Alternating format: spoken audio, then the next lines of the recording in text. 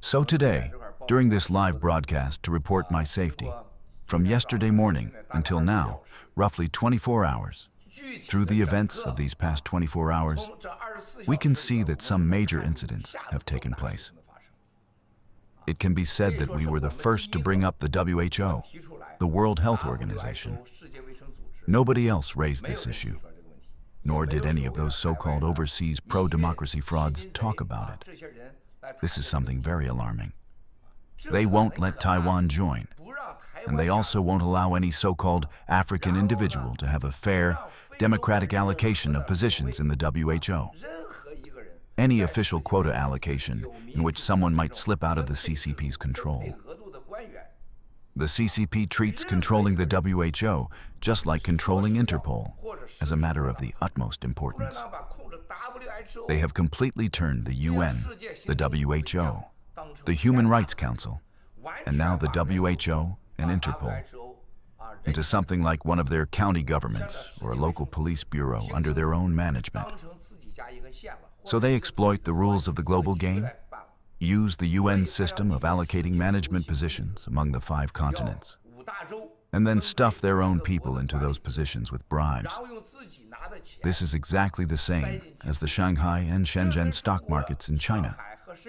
Remember, as long as you are listed on the stock market, you will try every means to fill the so-called independent directors and board seats with your own people, under the guise of independent directors and professional experts, exploiting listing rules just to falsify information and cheat investors. That is why in Shanghai and Shenzhen stock markets, 80 to 90% of investors are small individual retail traders, while in the US, 80 to 90% are institutional investors. If institutional investors in the US collude to deceive the public, that's a crime. But in Shanghai's stock market, you're personally responsible for your own losses. Being cheated is not a crime. In fact, cheating you is legal. Now, the CCP has taken this trick, turned the Shanghai and Shenzhen markets into gambling dens, and brought that model into the UN, turning the WHO, NGOs, human rights organizations, and Interpol into gambling operations and mafia-style organizations. But have you noticed?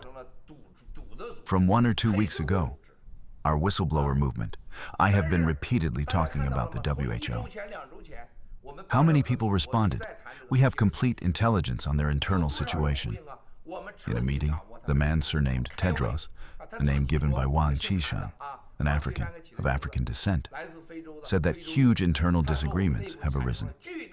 Why such huge disagreements? Because you disagreed with going to the 4th level alert. You disagreed with implementing a travel ban.